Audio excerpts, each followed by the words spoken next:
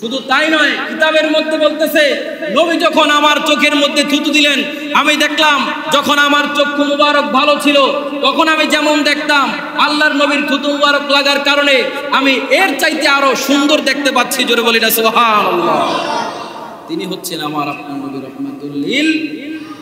একজন সাহাবী ছিলেন, আল্লাহর নবীর একজন সাহাবী। উহুদের যুদ্ধ যখন সংগঠিত হলো, যুদ্ধের ময়দানে আল্লাহর নবী রাহমাতুল লিল আলামিনের একজন সাহাবী হঠাৎ করে শত্রুদের তীরের আঘাতে সাহাবীর চোখ খুলে গালের মধ্যে চলে আসে। জোরে বলি না আল্লাহু আকবার। অর্থাৎ তীরের আঘাতে চোখ খুলে এটা ঝুলতে থাকে।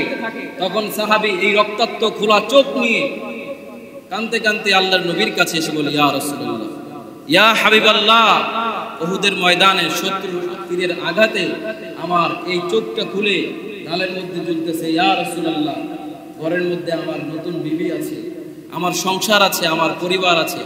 এখন যদি আমার এই চোখটা নষ্ট হয়ে যায়, চোখটা যদি নাই হয়ে যায়, তাহলে আমার জন্য চলাচল করা খুবই কষ্ট হয়ে যাবে। জোরে বলেন সুবহানাল্লাহ। চোখ খুলে গেছে, আল্লাহর নবীর কাছে সাহাবায়ে কেরাম চলে আসছে, ইয়া রাসূলুল্লাহ, আমার এই চোখের অনেক যন্ত্রণা হচ্ছে, আমার চোখটা খুলে পড়ে গেছে, আমার এই চোখ যদি নষ্ট হয়ে যায় তাহলে আমার চলাচল করা অনেক কষ্ট হয়ে যাবে। জোরে বলেন সুবহানাল্লাহ। আল্লাহর নবী বলতেছে, তাহলে এখন করণীয় কি, তুমি কি বলতে চাও? সাহাবী বলতেছে, ইয়া রাসূলুল্লাহ, আপনি আমার এই চোখটাকে ভালো করে দেন। জোরে বলেন সুবহানাল্লাহ। সাহাবায়ে কেরাম আল্লাহর নবীর প্রতি এত মহাব্বত, এত বিশ্বাস, এত একুন ছিল যে যেই কোনো সমস্যার সমাধান আল্লাহর নবীর কাছে পাওয়া যায়। জোরে বলেন সুবহানাল্লাহ। ওই সাহাবী বলতেছে, ইয়া রাসূলুল্লাহ, আমার চোখটা ভালো করে দেন। আল্লাহর নবী বলতেছে, তুমি চোখ চাও নাকি জান্নাত চাও? যদি তোমার চোখ নাই হয়ে যায় তাহলে যুদ্ধের মধ্যে আসার কারণে তোমার চোখ হারিয়েছো, এটার কারণে হাশরের ময়দানে আল্লাহ রাব্বুল আলামিন তোমাকে জান্নাত দিবে। জোরে বলেন সুবহানাল্লাহ। বলতেছে, তুমি জান্নাত চাও নাকি চোখ চাও?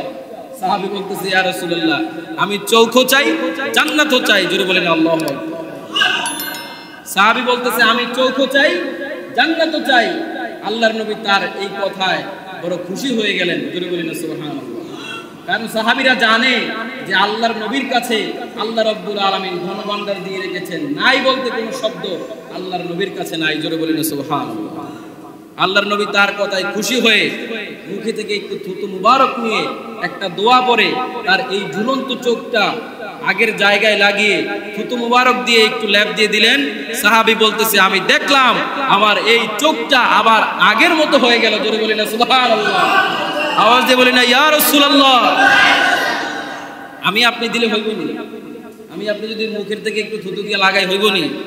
অনেকে তোর মুখের ওই যে একটু বিড়ি বিড়ি টানলে লগে দিয়ে আড়ন যায় না, আবার যদি মুখের থুতু দেন এলে তো হ্যাঁ নই, ইন্না লিল্লাহি ওয়া ইন্না ইলাইহি রাজিউন। জোরে বলি ঠিক কিনা? শুধু তাই নয়, কিতাবের মধ্যে বলতেছে নবী যখন আমার চোখের মধ্যে থুতু দিলেন আমি দেখলাম যখন আমার চক্ষু মুবারক ভালো ছিল তখন আমি যেমন দেখতাম আল্লাহর নবীর থুতু মুবারক লাগার কারণে আমি এর চাইতে আরো সুন্দর দেখতে পাচ্ছি। জোরে বলি না সুবহানাল্লাহ।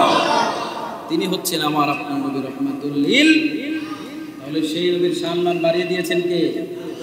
সেই নবীকে মুহাব্বত করার দরকার আছে না নাই? আল্লাহ রাব্বুল আলামিন নিজের জানের চাইতে আমার আপনার নবীকে ভালোবাসার তৌফিক দান করুক। সকলে পড়ি আল্লাহুম্মা আমিন।